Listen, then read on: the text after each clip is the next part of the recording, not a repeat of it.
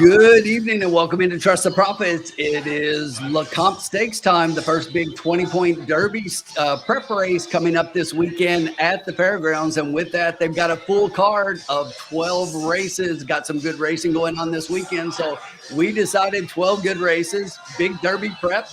Let's cap the card. I'm Riders Up Tim. He's the Formula. How you doing, Formula? I'm doing well. I'm at the bar. I'm having myself a hazy here, and I'm having a good time talking horses. What could be better than that? Riders Up Tim. Always good to be in your company. Let's do this.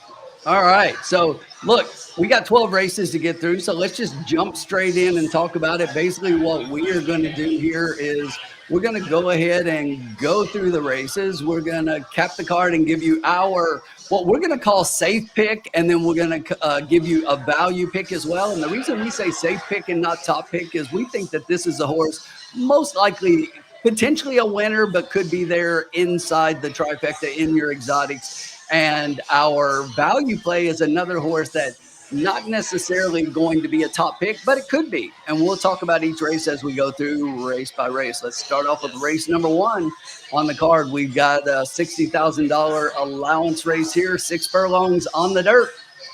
And in this race, I am going to go to the 3-horse. Give Me a Second. This is a horse that's going to be ridden by Jay Barbosa. You've got Sturgis DuQuoin training this horse. This was one that I thought really is, when you look at the speed figures and you look at the shape of this race, I thought this horse is probably going to be on the lead, probably get an easy lead in here. There are a couple of horses that have shown a little bit of speed, but I think this horse's races have been a lot faster than the other horses. I think speed to the speed, the figures tell me this is the horse that's going to be on top. For my value pick, I'll give you Louisiana Wildfire. This is a horse in his last race. I was on this horse to win in that last race, and he didn't really get a great race. It talks, if you look at the notes there, it just said he stalked inside. I think he got a bad trip and couldn't get around. And then he kind of flattened out in the stretch. So I'm going to give him another shot. His maiden race looked really impressive to me. And if he runs that maiden race here, he not only could be in the exacta, I think he's got actually a win chance in here. Formula, what do you got? Yeah, I agree with you. In terms of pace setting, I think you've got the 3. I think you've got the 7, which is my play here. Kenmore West, sorry. And I also think that the 5, Mystic Hope, at 20 to 1, if he sticks in the race, that could be another pace setter here. But I do like Kenmore West the best here. I like him. He's been good at fairgrounds. I think he's going to be putting himself in a pretty good position pace-wise, and he doesn't show weakness down the stretch. He doesn't look like a horse that's going to fade to me if he gets a lot of pressure. And I also like that the class of race that he's been facing. My value play is Louisiana Wildlife. Louisiana Wildlife is getting closer to the pace, like you mentioned. I mean, for all the things that you mentioned before, broke his maiden the first time out, looked impressive doing so. Coming out the third time, like sometimes you break your maiden the first time, you start hitting allowance races, you might fade that first one, but that third one you come out, the horse learns a little bit, facing a little bit tougher competition. All of a sudden, like you said, this is definitely a horse that I look at 5 to 1, a potential winner here as well. And I did have the 7 horses my third pick, so I think we're pretty much in line here with this race. Moving on, let's take a look at race number 2. This is a $60,000 maiden special weight for Louisiana-bred maidens, filly 3-year-olds. And in this race, as you can see there, I'm going to go to the outside here and the 10 CC Short Drive. Mitchell Morrell will be driving the drive. And then Gary Shearer trains. This horse is 7 to 2 on the morning line. This horse had a decent race in here, but I mean, you got to take a look. This race is mostly firsters. You've got a couple with one race, and only the one horse does have 3. But this horse's one race was only in the Louisiana Futurity. So they thought enough of this horse to put her in a stakes race right off the bat. I think she's the class of the race, and honestly, I think she wins kind of easy. For my Interesting. value pick, I'm going to go inside to the 4, Rosalba the Wicked. Albert Stall Train, Murray is getting up. This is a first time starter who I think is really working well. With so many first time starters and looking to the inside at the horses, you got the Delta Downs Invader, and then I wasn't the 2 is 20 to 1, so I didn't see a whole lot there. So I'm looking at the first time starters, and I thought the 4 stood out from a perspective of all of the works that she has had up to this point. She's firing some pretty fast works, 8th of 116 on her last work back on the 9th of January. Looks like she's ready to go. 6 furlongs, I think, is not asking too much out of the gate. Um, but I did have right behind those your safe pick. So why don't you talk about her? Yeah, my safe pick. The rain is gone. This was. I'm not gonna say it's an easy one for me to pick because your top pick here, I totally agree. CC Short Drive, definitely the class. Definitely sticks out as being the class. Maybe even has a class advantage, as some might say here. But there are certain things that I like about the 3 that I just can't ignore. The second race for this horse showed some closing potential the first time out. The Asmussen and Jose Ortiz combination, very intriguing here.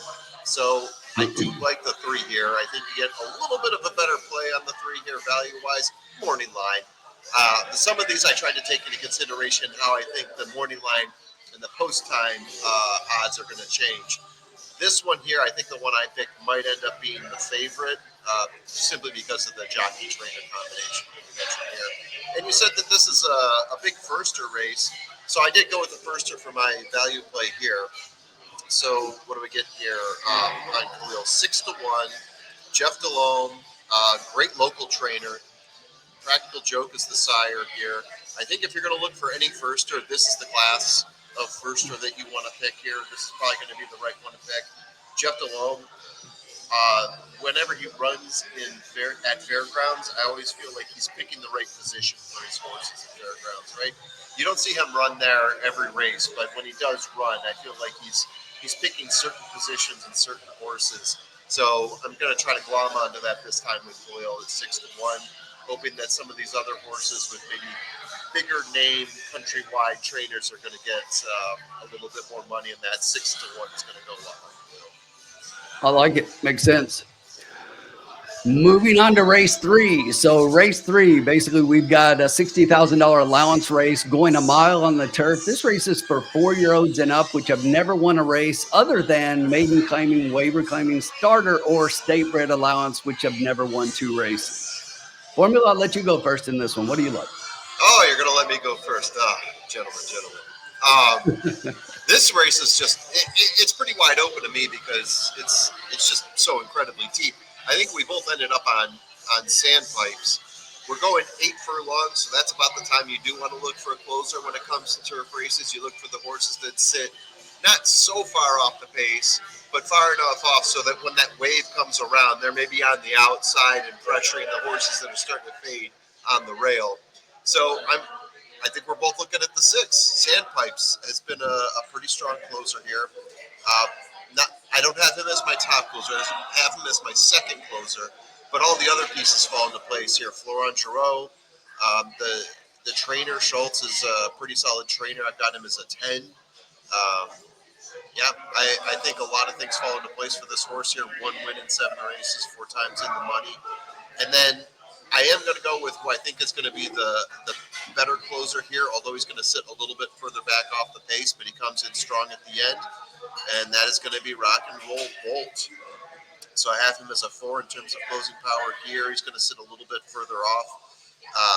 But yeah, I'm liking this horse here as a bit of a long shot. Jareth Loveberry, by the way, I love picking him when it comes to these fairgrounds long shots. He always seems to get a piece somewhere. So I'm picking this spot as the place where he gets the piece. So at 8 to 1, pretty good value here. Yeah, I totally agree, and I love Loveberry on a couple of horses that we'll get to eventually here. The 6 horse, I just agree with you. I thought that it was kind of wide open.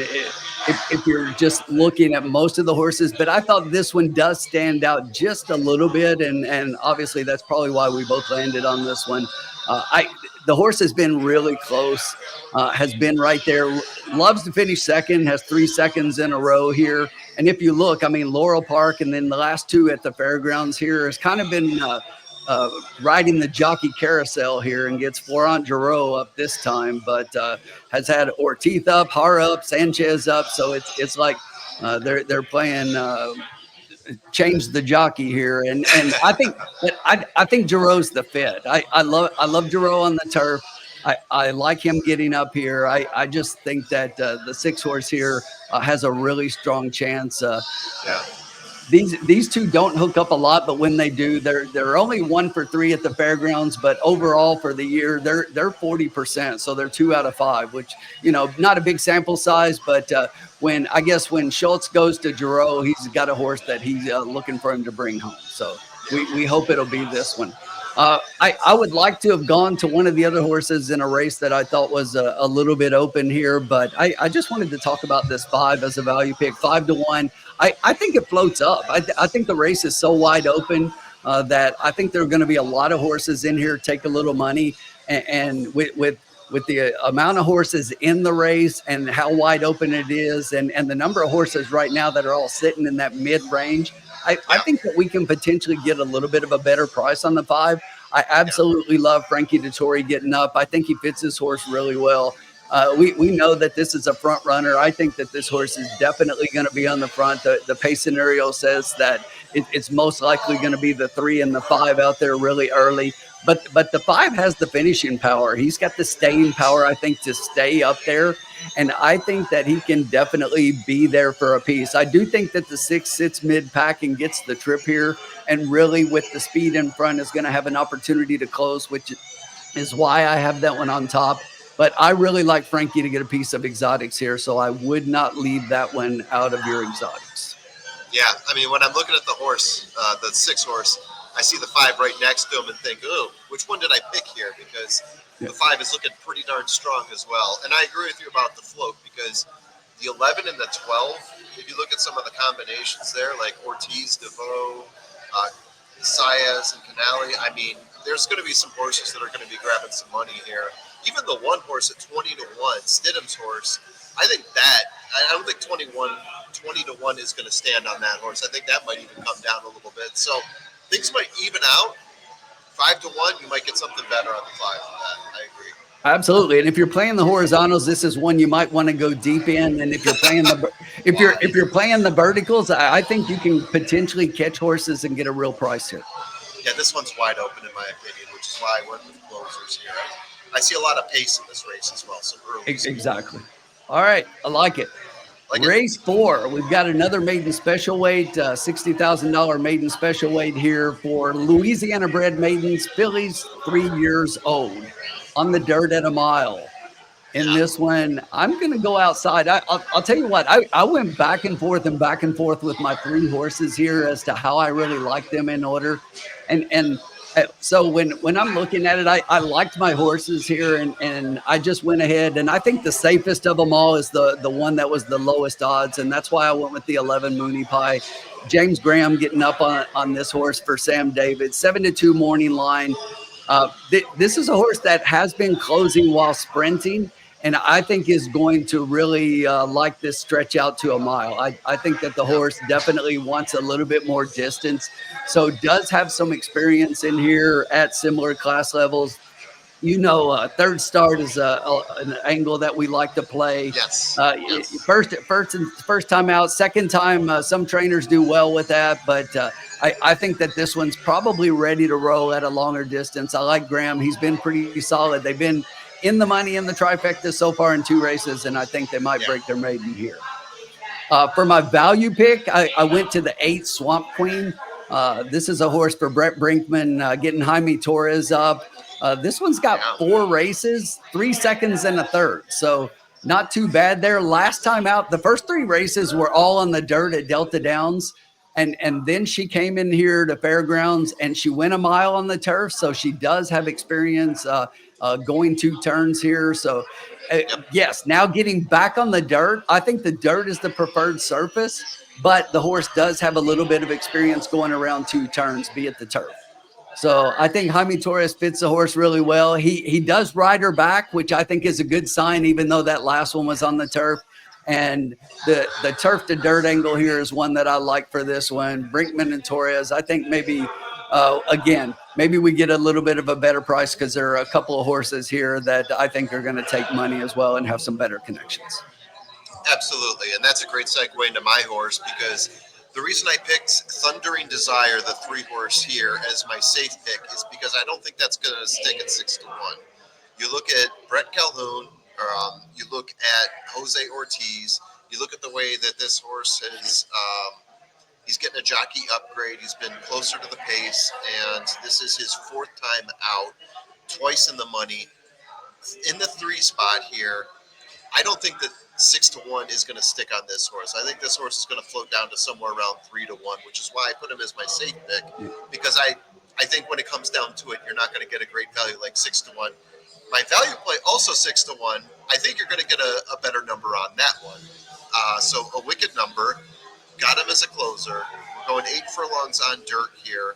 He doesn't sit as far back as what I would call a deep closer. He's not going to be like the caboose when he's on the far stretch there.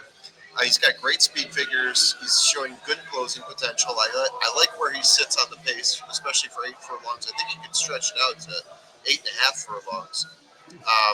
And this is his 2nd time out. First time he did finish in the money. My only concern here on this horse is that he's going to be outclassed. But I think they might be picking the spot for him. They might see something in him that thinks that they think that he can stand in this race at fairgrounds here. So my value play here is a 6. I would call it a pregnant 6. This is a 6 that's going to float up, bloat out a little bit. I bet it'll be double digits by post time.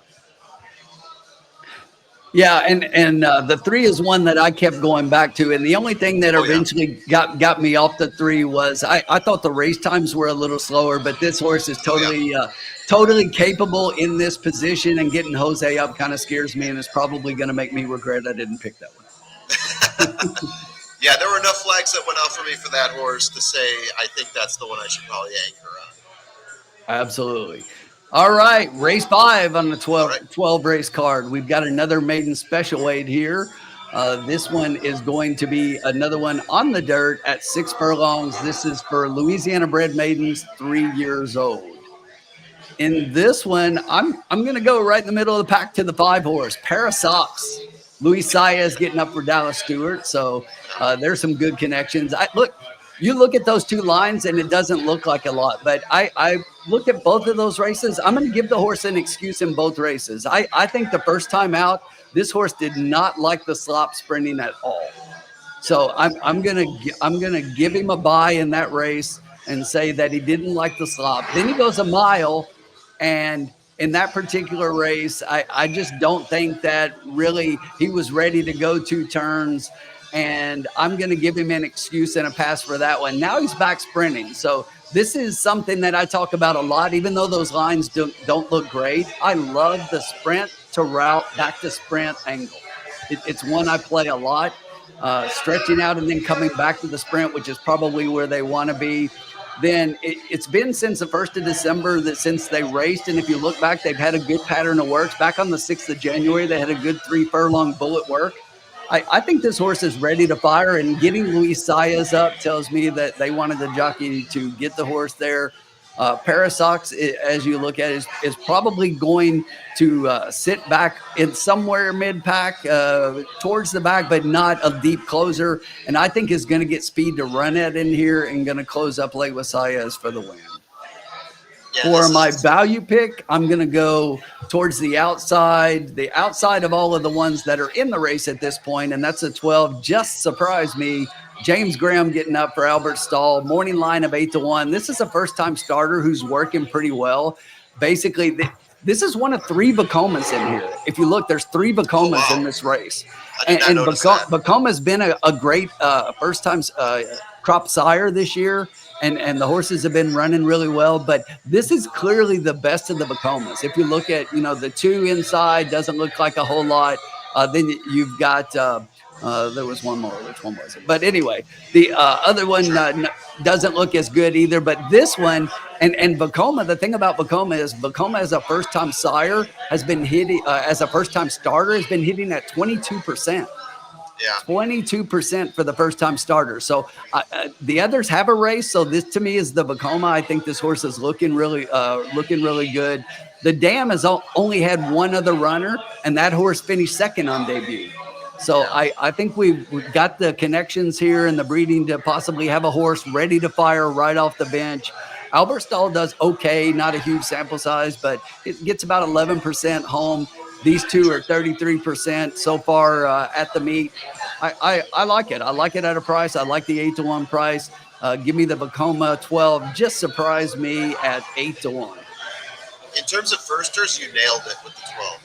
I think, especially at 8-1, I'm looking at other firsters and the score I get, and that one doubles the score of most of the other firsters that are out there. I think if that's the firster that if you want to play a firster, that's the one you play. Maybe Quick Punch, but that's a big drop down to get to the 8-horse Quick Punch. So my play here, I am going with a horse that could get scratched. He's a 13, your cousin from Boston.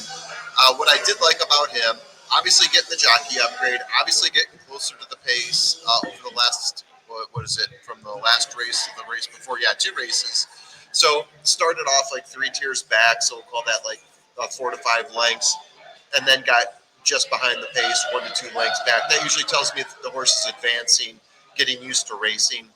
So if this horse is in, I like that horse. However, since it's a 13, if it scratches, the 5, as you spoke about, pair of socks, I'm totally on board with the 5 here. 13 scratches as being my safe pick. Then my value play, I'm going to float on over to a closer here. And one more thing to say about one reason I like your cousin from Boston is because if you look at the horses that have been racing, there's not a whole lot that are sitting close to the pace. A lot of them are way off, way behind. So at least this horse showed last race he was getting closer to the pace at 6 furlongs on dirt. That's going to stick. That's going to hold up. But the next horse I've got here has been showing some closing potential for whatever it's worth. What are my notes here on Silent Breeze? Yeah, it's got some closing potential. Yeah, I do like the workouts he's had recently. Neil Pessin, Jareth Loveberry. I like the fact that he's getting a 3-hole here, so he's getting a little bit on the inside. And this is going to be his 3rd race out, and curious to see what he's going to be able to pull out this 3rd time around here. Yeah. In general, I do like some of the scores he's got in the 2 races he's run in. But like you said, this could be wide open for a firster here. There aren't a whole lot of horses sitting out there that have track record, and not a lot of them are looking super duper impressive. But if you're going to pick one, I like the 3 here. Yeah, and there's nothing wrong with your 13 because I've got a note on mine. I like the 13 as well a lot, and I put adds a ticket if drawn in. Yep, so absolutely. I love that horse as well. All right, moving on. So the first of our stakes races, we're halfway through the card, and we get to finally our first stakes race. So this is the Duncan F. Kenner Stakes for $100,000. This is for 4-year-olds and up at 5.5 furlongs, sprinting on the turf. And I think the like picks there between the two of us. I think it's not only the safe pick in this race, I think it's the safest pick of the day. Formula, what do you think? Yeah, there's maybe one other horse I could see. Well, no, I'm not even going to say that. We're talking about a BC horse here, right? This is a Breeders' Cup Turf Sprint horse. Getting the 1 slot here in a turf sprint. I mean, it seems like an easy play here. I'm sure you could nitpick. You could find another position to play in, but yeah, I think it just sets up real nicely here for Gomez.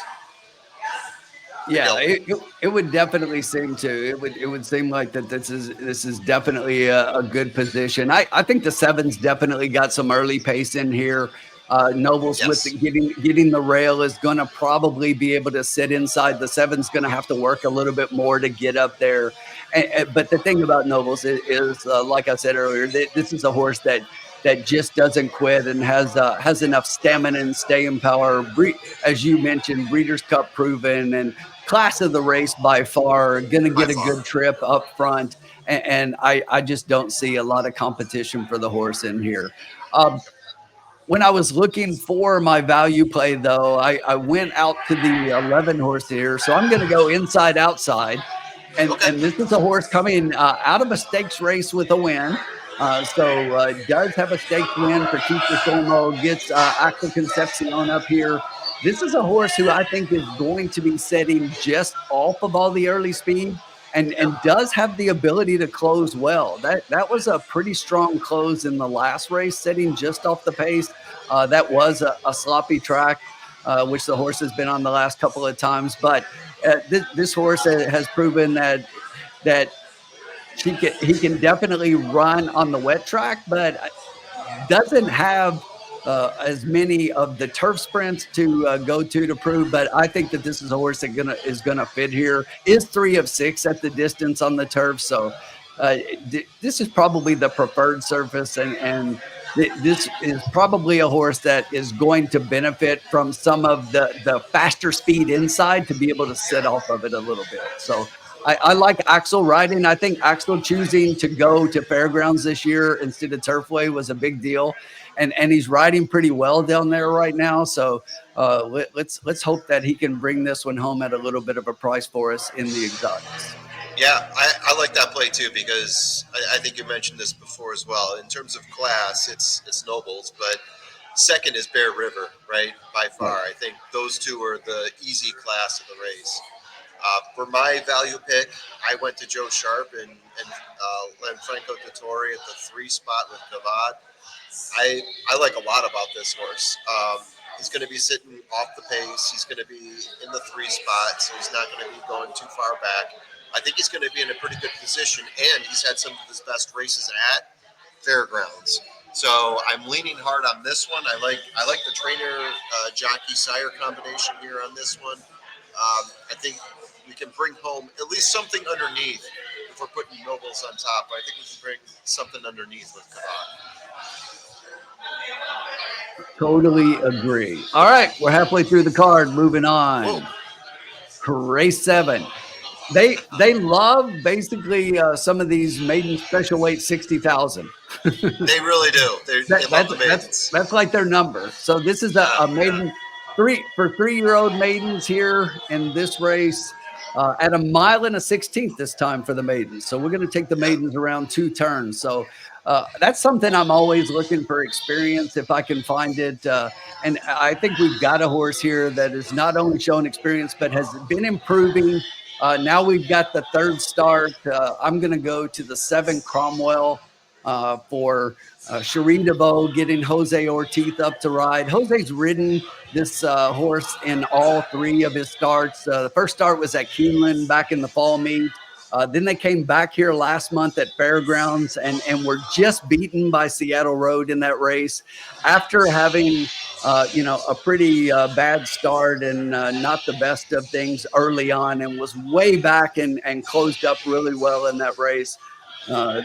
This horse, I think, is set for a good race, a good pace setup in here. I think we've got plenty of speed to the inside with the 1 and 2 early on in this race to where it's going to set up for Jose. I like him to be able to close up in this race.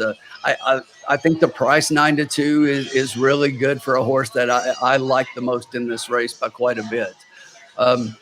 My value pick in here is the 9 Pretty Capable for Tom Amos getting Joel Rosario up. yeah. This is so the funny thing is here we are again. Tom Amos and Joel Rosario. This is a pair that I like these two hooking up. They're 2 for 2 at Fairgrounds so far. $5.40 ROI. If you bet $2 on everything, you would get $5.40 back. And out of 4 races for the year, they won half of those, and that was this horse. So I definitely like this horse. Like this horse here. not excuse me, not this horse, but here at Fairgrounds. And Joel getting up on this horse, I think, is a move forward. Had Jaime Torres and Axel Concepcion. I think Joel is a step up for sure. Big time. And, yes, exactly. I think this horse moves forward, and if you look at the speed figures, the horse is already there with the best with that last race, the 70 buyer speed figure in the last race. If this horse moves forward off that mile and a 16th from the last one, could even be the winner here. But I do like the 7 a bit more, but I think the 9's Yeah. right there. This to me is a really strong exacta play for me, 7-9. Interesting. Okay. I'm glad you brought up the 7 because I almost picked the 7 here. I was really close. I was debating between the 7 and the 5, but I did go with the 5. So the 5, first time out, ran in the Sugar Bowl Stakes, which is I think is a 150K stakes race at Fairgrounds. Came in second place by 1 length in that race. I've got that race as being the best race of the bunch here, right? His performance in that race tops the other horses from their last race. So I had to go with Doroteo for my top play here. I think that's pretty impressive. His second race is going to be his first maiden race because he jumped right ahead to stakes races. And I think you and I were talking about this horse before that race as well. And you were essentially saying they're picking him at this spot for a reason. They're not just going to drop him into a stakes race for no good reason. And you were completely right. He only lost by 1 length in that, and he looked very solid doing it. So that's why I've got him as my top play here. But I'm glad you picked Cromwell because I like that horse as well. It's really hard not to bet Ortiz and DeVoe. We saw what they're able to do. BC level, what they were able to do, right? But in terms of value play, I had to find some value here. I did go with a firster. I went with the Kenny McPeak, BJ Hernandez, Into Mischief firster. The only firster in this race. And again, like you said about Doroteo, this is a maiden special weight race. This isn't, it's a 60K race, but that's a deadly combo right there, right? McPeak, No. Hernandez, Into Mischief, Into really Mischief. strong sire. So, yeah, Into Mischief, exactly. And at 10-1, I thought, this is a good place to tool around with that, play that out, try it out for size. So, going with Likeness here, just to see if, like, somewhere underneath this horse is going to match up. Yeah, and here's the funny thing, and what I'll add to what you said is you look at our picks, and it's like we got totally different safe picks and totally different value picks, but we're really in track as to both of us thinking the same way. I Yep, have the 5 in between, with the 7 and the 9 as far as my sure. picks, I and knew you and would. I like the 6. I like this horse to maybe be a part of a super, could get into the try with the right trip or something out of all the Maybe. firsters. I do think this horse is the best. I don't think this horse is a win candidate, but we're looking for value to finish in the exotics, right? Yeah, And if things go crazy and go their way, could potentially be there. You never know. But yeah, we're a lot closer than it looks like there on the surface. But I like it a lot. So for sure. let's move on. Race number 8. Hmm, And in the interesting. race number 8 here, so we're going a mile and a 16th on the turf this time, and we've got another stakes race here coming up. And Yeah, this horse, let me get the name right, the Marie G. Krantz Memorial Stakes. So the Marie I G. don't know what Krantz that even Memorial means. Stakes for I a know hundred Kenner. thousand I know dollars Kenner. for 4-year-olds and up. So Excellent. in this race, I went to the inside here. Cupid's Crush, Jay Barbosa getting up for McLean Robertson here. This is a horse that it just like over the last couple of races seems to be running the same speed figures. But what I like about that is last race was a 5.5 sprint, and now we're getting back to the mile and a 16th, which is what I think this horse wants.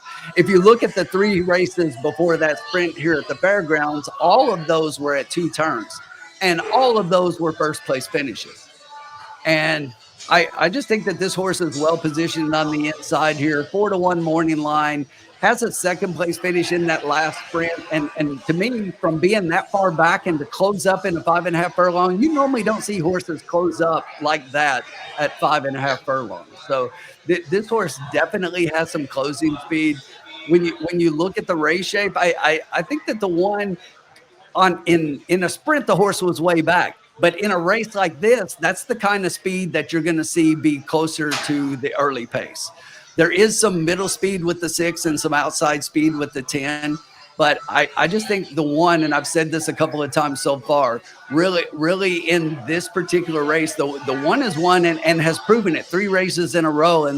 And one was by a nose, but a length and a quarter win, and then a stakes win, winning by 7 1/4 lengths at Canterbury back in August. So this is a horse, and in that race did a 96 speed figure. If this horse runs that race, she runs away from this field.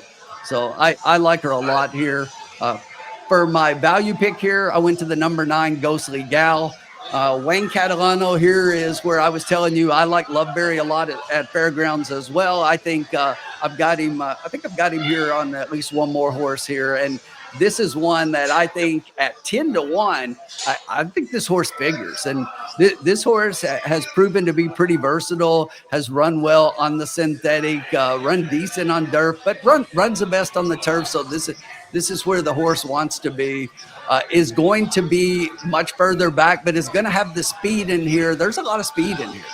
And there are a couple of unknowns with like the 8 horse, coming in from Brazil, first time starter. And there are just a couple of horses in here that are a little bit more unknown. So I think we've got enough speed in here, and there's enough of a battle to where somebody's going to benefit from that. Yeah. And I look for the 9 to be able to get a piece. I'm not sure this is a win candidate, but I like the 9 to be in the exotics at 10-1. So don't leave that one off your tickets. But I'm strong on the 1. What do you think about the 3 here? What do I think about the 3? So the 3, I've got all sorts of triggers set up, right? So triggers set up for median lengths being greater than -1. So the lengths at finish. If you are close to the finish, greater than -1, if you're over 0, that means you're finishing in first place most of the time, right? Jockey upgrade, check. Getting closer to the pace, check. Having a class drop advantage, check. I mean, this horse is clicking a lot of boxes for me in that respect. And also, I like the numbers that he's running at Fairgrounds. Or she. Is this a female race? I can't remember. Yes. Yeah. She's a she. 7-year-old Star crazy. On top of that, Michael Maker, Joel Rosario, that's a great combo right there as well.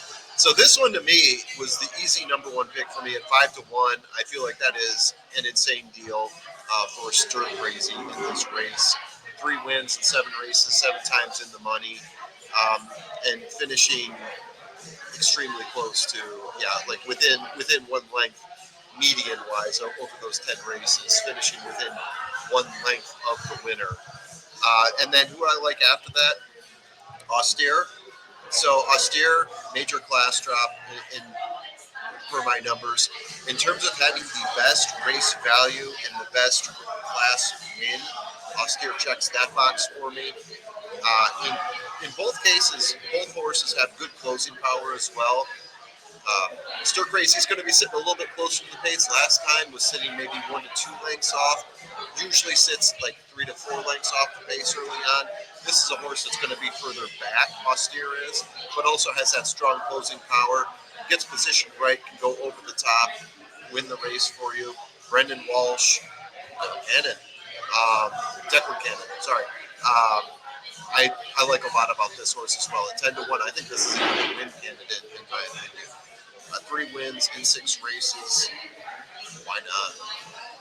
I think this race has some really interesting potential in it. We've talked about some really great horses. It's very wide, it's very deep, and it's easy to talk yourself into a number of these horses. And I love the 2 that I picked, but I think the 2 you picked, you had great reason to pick them as well.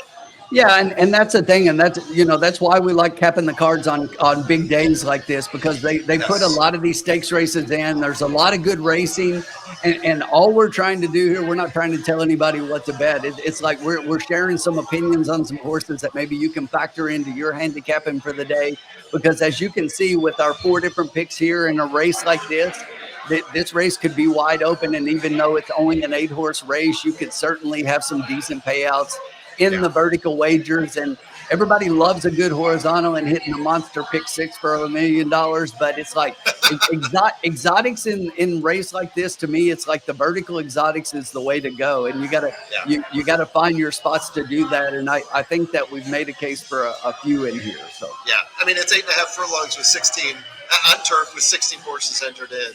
So there's going to be some potential for sure.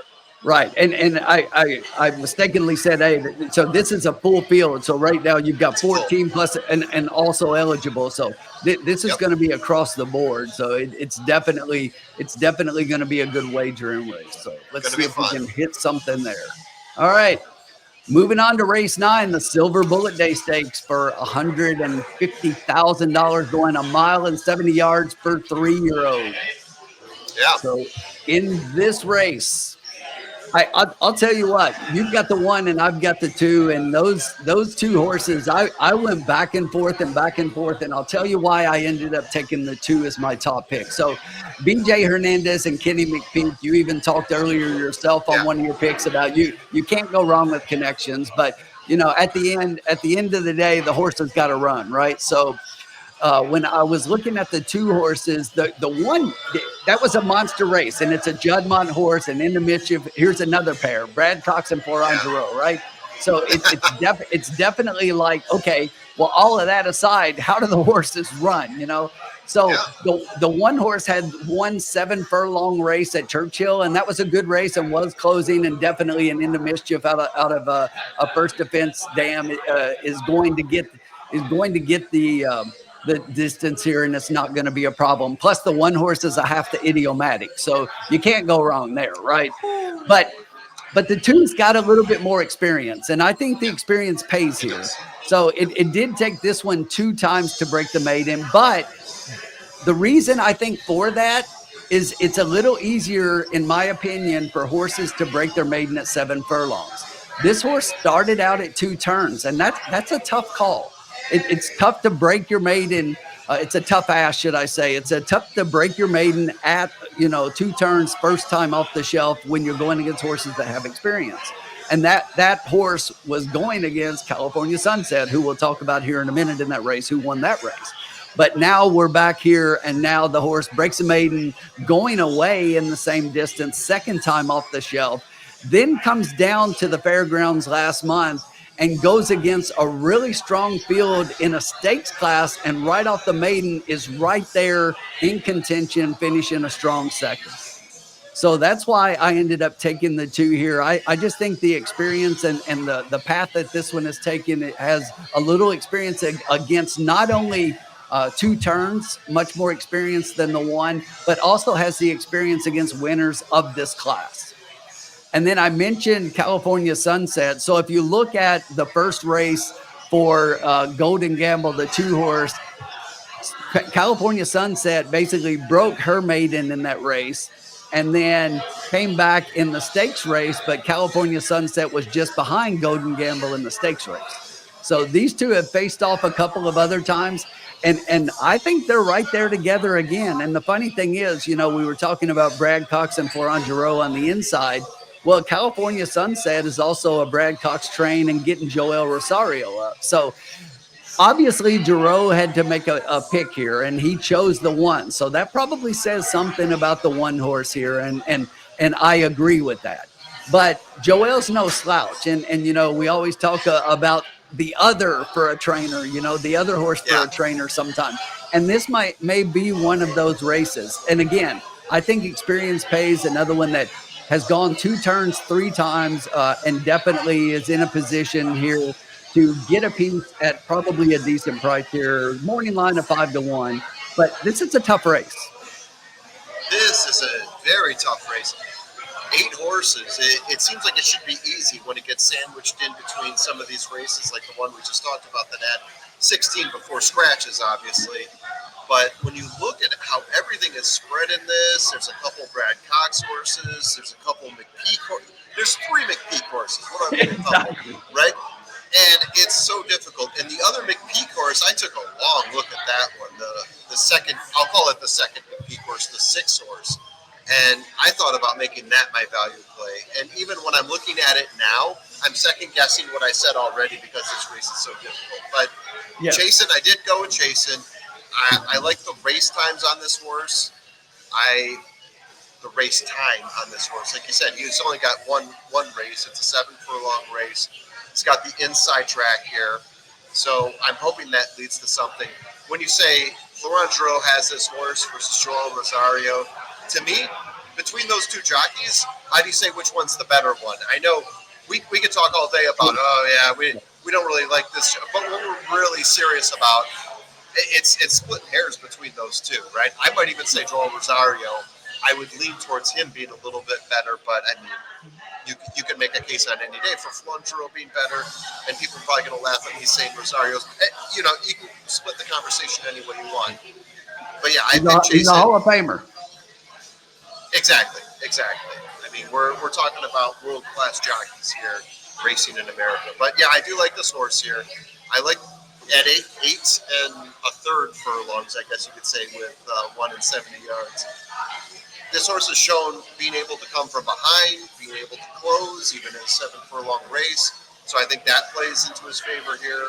Brad Cox horse getting the rail in a race of 8 on dirt. I think that's okay. I'm good with that.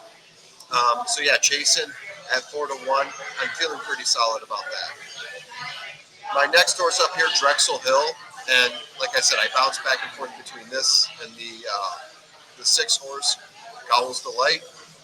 But yeah, Drexel Hill doesn't exactly have the best speed figures, but I do like the closing potential here. I do like. I wanted to go with Whit Beckman here and Ben Curtis. I love that combination at 8 to 1. Yeah, I think those guys hook up really well together. Yeah. They've got a lot of so this horse has a lot of experience too, which I don't want to discount, even though he doesn't have the strongest speed figures. But I think something's been building up with this horse. At 8 to 1, you can get some value here, maybe a nice little sneaky underneath play. Maybe he grabs third for your trifecta, right? Who knows? But there was something here that I saw for that horse building up. Yeah, I definitely like your pick with the one there. It's Yeah. one that if I'm playing horizontals, I am not leaving the one off my ticket. One Right. thing that I noted in my notes is not only is this horse a half the idiomatic, but in that race which she won, this horse had all kinds of trouble in that race. So basically, she was Yeah. bumped early on. And basically, she basically had to make a trip around horses and everything, and that was a really strong performance. I went with horses Yeah. I had a reason for why I chose them, but I totally get the one in here. I would not leave the one off my horizontal wagers by any means, and yeah, it's definitely going to I think be a really good race. So let's move on. And now we get to the Colonel E.R. Bradley Stakes, $100,000 mile and a 16th on the turf for 4-year-olds and upward. I should change the slide. We're getting there. So, yeah, in here, so we've talked connections all day and some of the bigger names in the game and a lot of the big trainers, but a guy we haven't talked a lot about today is Steve Asmussen.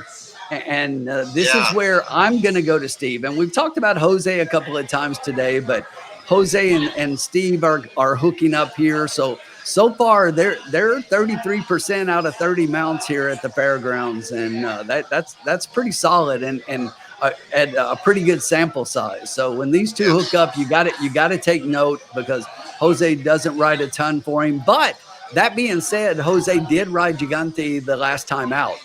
Yeah. And in that race, he had a monster race in there, setting just off the speed and then finishing strong in the Gilberto Memorial and winning that stakes race at this distance on this track. And that was a really strong performance, and the speed figures there basically put this horse with the best anything anybody in the race has done. So I like this horse a lot in this position. 3 out of 4 at the fairgrounds with 2 wins. 2 wins out of 5 starts at the distance. I just think that there's a whole lot to say here about all of the numbers tell me that this is a horse I can't discount because the statistics say that this horse is probably going to be there. Um, Agreed. for my value pick, Not extreme value, but we both went to the 11 Wadsworth here. This is a horse I like a lot. So Brad Cox and Florent Giroux, Godolphin, Godolphin owned and bred. So basically, very classy, quality road, sired. Yep. This is a horse that definitely is going to be here. This is one though, 1 for 1 at the distance. I think the closing figures are very similar to the 7. I've got really similar numbers as on the closing. But I just think that the 11 is going to be behind the 7, and I don't see how he gets past the 7. And that was the thing to me. So the closing figures, and I looked closely at the numbers, looking at them, and I think they both close pretty similarly. But Agreed. the 7 has better early speed. So I don't know how the 11 gets around the 7 here, which is why I went with them in that order. But I'm gonna give you 7-11. So why'd you take the 11 on top? Yeah, you mentioned a lot of great reasons for me to put the 11 on top. So I have him as having better overall speed figures across the board for the distance of the race and the surface, right? So I've got him as being head and shoulders above the rest of the field in that respect. 4 wins in 10 races, 7 times in the money. I mean, I went back and forth between the 11 and the 7, so I'm glad you picked Gigante because someone had to, right? But yeah, for all the reasons you mentioned, that's why I've got him number 1, quality road. Hard to discount quality road, right? I mean, such a strong sire. And just in terms of class as well, I would put this horse as probably, yeah, I've got him as the top class of the race, Wadsworth. So at 5-1, in a field that is this deep, knowing that if you're looking at your sheet, Florent Giroux, Brad Cox, Wadsworth shows up in a race like this, I don't think 5-1 is going to stick. I think this horse is going to come down to like 7-2 by the time post time comes around. Probably something close to Gigante. Gigante's probably going to come down to like 5-2. But I mean, it's a huge field too, so we'll see. But that's why I put him as my top play. I don't think 5-1 is going to stick. He's going to come much lower. But I I'm thinking back to like Kentucky Downs for my value play here, right? Money Supply, who did run in Kentucky Downs. I've got him as having the top class of the field. Sorry, second class to Wadsworth, right? Joe Sharp had an extremely good run at Kentucky Downs. Not that that correlates to anything at Fairgrounds, but this horse I have as having some of the best speed at Fairgrounds. At 20-1, putting Lanfranco Del Torre on this horse, I feel like 20-1 is a gift here. I had to call up Money Supply. I think Money Supply is for sure going to be there. Closing down the stretch. This is going to be a bit of a closer. There's a lot of these horses that are sitting very close to the pace, which you would expect. Well, I mean, it's 8.5 furlongs. Yeah, I've got this as being a closer. I've got him as being high class. I'm picking two high class horses here, thinking that this one is going to be the big closer. Hoping that he grabs a piece here. If you get anything near 20-1, it is a gift. Money Supply. Yeah, I've got him as being a deep closer, probably being one of the last couple of horses in the field early on, and definitely going to be closing up. And maybe his name is prophetic about what he does in this race, and he becomes a Money Supply. Yeah, absolutely. All right, here we go. Look at this. Finishing up with the last two races. So the 11th race on the card is the Grade 3 Louisiana Stake for 4-year-olds and up on the dirt at 1.16 miles. Good field here. So got a couple of things I want to talk about here in this field. And I just think that this came up to be a really good 10-horse stakes race. I mean, we were talking about this being Lecomte Day, and Lecomte obviously coming up in the 3-year-old race and the Kentucky Derby prep, and everybody's excited. But this is a really good race that I'm excited about. Yeah, I'm excited about this one as well. I went back and forth on my value play quite a bit, but I'll let you pick this one off. We got the same safe pick, so this should be fun. Exactly. So here we are again, and it sounds like a broken record, but I will tell you, Cherie DeVoe is really, her horses and her barn is doing well right now. And when you look at Cherie DeVoe, the first jockey that I want to see next to Cherie DeVoe is Jose Ortiz. Because these two, when they hook up, I mean, out of 91 races for the year, they're 25%. And they're only, at the fairgrounds so far, formula, they're only 44%. Okay, so only. Only. Only No big deal. 44%. Look, I mean, we got a curling here. It's like I just really like this horse in this position. When you look at the race shape in here, the 5 is definitely going to be towards the back. But I think we've got Yes, a whole bunch of horses that want to be up front. You got we a do. lot of speed in this race and a lot of horses that want to be up front in the race. And I think that because of that, because of all the early speed, I think it sets up perfectly for this horse, which is why I'm going to take a shot with Skinner. I know that there Yep. are some of the speed horses, a couple of them in the names, and like Hit Show is probably going to be your favorite for Brad Cox and for Angelo, but I don't like this horse being buried on the rail with other speed, going to probably pin the horse down inside, and a lot of horses wanting to come around right when this horse also wants to move. It's going to be hard for Giroux to get a trip, I think. But I see why the horse is a favorite and right there. But I just think the horse that this race sets up for this horse. And look at that 31 December, New Year's Eve, and this horse goes out and throws a 47-4 bullet workout. And then they come back with a maintenance 5 furlongs. I love that.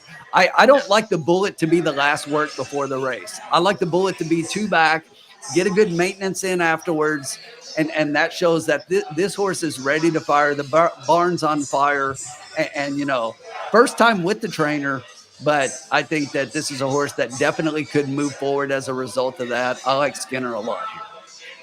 And then Yeah, I'm gonna give you a horse here, and we know the name because it's LeCompte Day. it is Lecomte, a So Lecomte champion himself. who the defending champion coming back the race before, Track Phantom.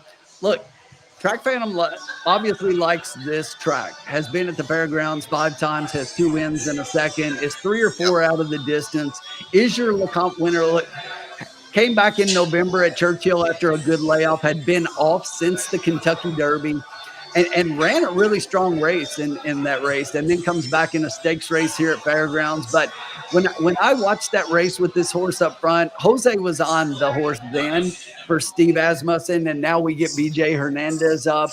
And I just think that this horse right here is was pointed all along to come back on this day in this race. Yeah. And Steve brings his horses along like this. I don't think he's ever in a hurry to do things. And this is definitely one of those horses that is going to want to be forwardly placed. But I think just, there's something about, people say horse for the course all the time. I think there's something to be said that the defending Oh LeCompte yeah. champion comes back on LeCompte Day. I'm going to give you Track Phantom at a price here. Look, maybe doesn't win the race, and I do like Skinner to win the race, but I am not leaving this. I think a lot of people are going to dismiss Track Phantom with the other speed, probably looking like sexier speed in here. But I think Track Phantom holds on for a piece in here. Yeah, I think what you said about Track Phantom is essentially what I was going to say about Pipeline, other than the Lecomte winning last year, right? I think there's a couple different pace horses in here. You talked about one, Pipeline. I'm going to talk about being another. Cook Creek is probably the third one. Like you said, we've just got a ton of pace. We haven't even talked about Hit Show yet. Yeah. Hit Show is going to be on that pace and is going to be Exactly. a monster on the pace, which is why both of us picked Skinner. I think Exactly. I've been a real big fan of Skinner since he was on the Derby Trail. I think this is a really strong horse, and I think that this is a great spot for him with all this pace build up. 8.5 furlongs is a great spot for these horses to set that early pace, challenge each other, and then down the stretch wonder where the bottom fell out, right? And then Skinner comes outside. Hey, I've got plenty left in the tank and blows right past him. So, like you picking Track Phantom, I picked Pipeline thinking, okay, this is going to be one of the pace horses that is definitely going to want to demand the pace and might be hanging on for that last piece. And at 12 to 1, Pipeline hanging on for a piece, maybe getting third place, is kind of what I'm projecting out here. A third place, maybe a second place. I definitely think it's going to be Skinner's day. You could definitely talk about Hit Show. Hit Show is going to be closer to the pace for sure. But that scared me. That scared me, and that's why Skinner felt like my pick here as well. Yeah, and how many times do we see a horse that's really close to a super hot pace and they aren't able to respond because they get sucked into the fast pace and they're not able to take advantage of being off it because the truth is they're on it. Yeah, They're on the yeah, pace, and it happens a lot. Look, it does. his And show this is could the type of definitely be race where it happens. his show could definitely be a horse that I think could finish underneath. I like Skinner so much that I think this is one. If I was going to do like a trifecta play, what I would do is like the 5 with the 1 with all of the speed horses Yeah, to see which one holds on for third, and then maybe take the 5 with all of the speed horses with the 1 to finish third. And I think that that's the kind of scenario and the kind of ticket structure that I like building sometime, because I think one of the speed horses is going to hold on for a piece. I picked Track exactly. Phantom. I could totally see Pipeline being the one, but that's why, we talk things over and look at it like this, that maybe that helps somebody build a winning ticket here. But good race. I'm excited about this Me one. too. But Great card. when you talk Oh, about great cards, you got to finish up the 12th race on a 12 race card, the grade 3 Lecomte Stakes. This is for our 3-year-olds Derby prep race, the first of the 20-point Derby preps. This is what most of us look forward to. Lecomte Day at the here in the middle of January every year, that really kicks off what we call the Derby Trail. Formula, you've got a little bit more of the, I think, the traditional top pick here. I'll let you talk about Built. yeah, I do like Built a lot. So let me scroll up here. It's my own little personal web here. So of the horses that have run 8.5 furlongs, we're at that point where you get some horses that you've seen run 6 furlongs, 5 furlongs, 7 furlongs. Some of them have even run a mile, 8 furlongs. But not a whole lot have gone up to 8.5 furlongs, have done 2 turns. And Built has done that successfully. Ran the gun runner, and he ran it very well. He set the pace. It was a slow pace, and I know that's your knock on him, is that it was a slow pace. It's like a 49-second 4 furlong. But by the time he got around that second turn, he was the one that turned on the gas. Nobody else had it, not Admiral Dennis, not anyone else who was in that race, right? So he built up like a 6 length lead by the end of the race there. That impressed me. I don't think he needs to sit on the pace. Built doesn't. I don't think he needs to be that guy. I think he can sit like 1 or 2 lengths off the pace, be comfortable there, set his own like 48, 49 second 4 furlong time, and then he can set that charging power down the stretch and take over the race that way. That's why I've got Built as my number 1 horse. If I were to play this a little bit differently, I would look at Disco Time. I do like Disco Time a lot too. They're sort of like my 1A and 1B. I go back and forth on them a lot, but I do think that having seen a horse go 8.5 furlongs already and do so in a race that I would say is a third tier race for Derby preps, but one that I respect because it's actually put out a few good horses already, I'm going to give the edge to Built there over Disco Time. So that is why I have Built as my number 1 horse here, even though he is a 3-1 chalky favorite. And Valid. yeah, and then calling card. I'll jump ahead since you gave me the opening. Calling card. I think third race won that race by like 17 lengths or something like that. Came back at the fourth race. Didn't look nearly as good. Getting Lanfranco Del Torre in the mount though. There's something about calling card that I think both of us want to flex our muscles on and see what he's capable of. And 12-1 at Lecomte feels like a great place to trial out calling card when there's a lot of horses in here, getting a lot of attention that not a lot of people know about, but that horse has shown a glimmer of something pretty excellent here. So that got my attention on calling card. So that's my safe play and my value pick for 13 and the 7. I'll pass it back to you so you can close us out here. Yeah. So here's the thing about that, and that's not the only thing that I have against. I like Built. Built. I think Built is solid, but I do think that Built got a really soft pace in that last race and had everything Absolutely. his way. And here's why: because of Admiral Dennis. And what I Yeah. mean by that is Admiral Dennis basically wants to be up pushing the pace.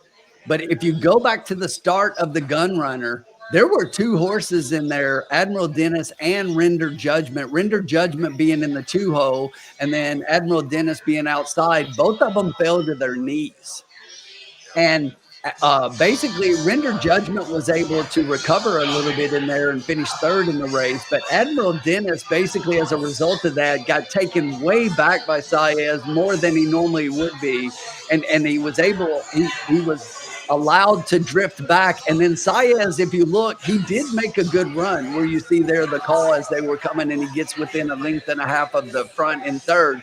But I think that he took the horse too far back and then he made a middle move and the horse had nothing left based on already using the horse up early to catch up after the horse fell to his knees. That's not the race that you're going to get out of Admiral Dennis this time. I think Admiral Dennis, Joel Rosario, I'm sure that if you look at the stretch run in there, Saez just eased the horse. And I'm not sure. I've heard rumor, and I don't know anything, but it's just nobody that I know on the inside. I don't have those kinds of connections. But people say that they weren't happy with the ride by Saez, and that's why Rosario's up here. So Rosario gets up, and you could look that Saez is riding somewhere else in here, and that maybe he picked Tough Catch because he did ride him last time, but I just heard that they wanted something different this time. So Admiral Dennis gets the Hall of Famer Joel Rosario up. I like that move here.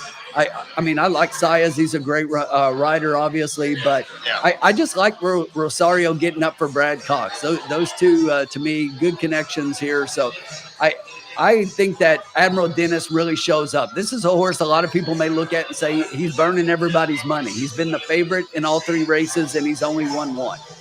But there's a reason that this horse is taking money. This horse, I think, has not shown his best yet, and maybe this is the day that he's able to do that. So I do like him. But that being said, here's the thing about making him my safe pick. I think he's my safe pick because I think Admiral Dennis runs his race, and he's on the board in the top three. But I've got Calling Card as my value pick, but I think Calling Card wins this race. Oh, wow. Look at that. I love it. I think Calling Card wins this race. Calling Card is going to be back. There is enough. Look at this. The one horse wants to be on the lead. Lots of ones. The two horse, last race out. Lots of ones. Admiral Dennis has been up front pressing speed. Magnitude, twos and ones. Optical right there has a couple of races with the ones. We already know that, we talked about, disco time and it's just like, Built wants to be there. It's like, who's not going to be on the speed? Well, that's Calling Card. I just think this is another race like we talked about to where there is so much speed in here. And look, everybody else, all the other junkies and trainers see that as well. And not everybody's going to be on the lead, obviously. Somebody's going to take back. But I think there's so much speed in here that it sets up for a horse like Calling Card. Give me La Franchi de Tori at 12-1 on this horse. I love it here. And I don't know. Yeah. I don't know why I don't have the trainer on that, and I've got the odds twice. But this is a Mike Maker trained horse, and it's just like I don't know what happened there. It is a Michael Maker horse. It's not 12 twice. Excuse my slide, but this is a Mike Maker trained horse. Frankie Notorious riding. I love Calling Card here. Yeah, absolutely. No, I love Calling Card too, which is why I had him in here as well. Yeah, I'm glad we both agree on that too. I think when I put together my full field rundown, we were in agreement with my four picks. It was just the order of them. Like you have Admiral Dennis, you have Calling Card. Those are my underneath plays. Those are my long shots, if you will. But yeah, this is going to be a great card. I had a great time talking about it with you, Tim. As always, I hope you did talking to me as well. Yeah, hopefully we have a great day and we hit some races here. But more importantly, I hope we see a lot of good racing, and I'm excited for the Lecompton to get the Kentucky Derby Trail kicked off. So this is our first big weekend here on Trust the Profits with the preps coming up. But this is your channel for all of the Kentucky Derby preps leading up to it, the Triple Crown Trail. Keep go ahead, like and subscribe. Keep watching, keep liking. Follow along as we head out on the Derby Trail, cover all the races, covered as many ways as we can, all the big races. We'll hit some other big races like Pegasus and things going on here soon, but we're excited about the Derby Trail. Trust the Profits. We are here for you. You're there for us. We'll see you in the cocktail lounge coming up. Good luck this weekend at the fairgrounds. Formula, thanks. It's been a pleasure. But it's over an hour, but it was a 12 race card. Good Yeah, night. it demands it. Good luck to everybody. We'll see you and wait for that call on Saturday. What do they call? Riders Up.